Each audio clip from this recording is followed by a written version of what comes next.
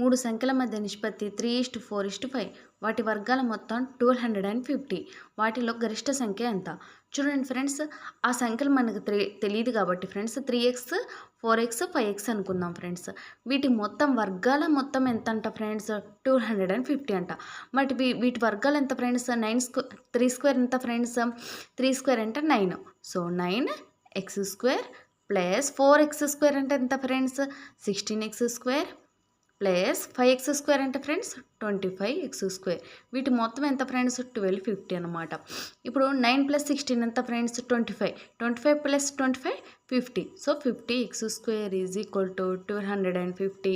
ఈ 1 0కు 1 0 cancel. 5 1s are 5 2s are 5 5s are. So x² = 25 అయితే x = ఎంత friends? 5 అనమాట. వాటిలో గరిష్ట సంఖ్య ఏది అంటున్నాడు ఫ్రెండ్స్. వీటిలో గరిష్ట సంఖ్య ఏది ఫ్రెండ్స్? 5x కదా. So 5 5s are 25. Option C 5 5s are 25.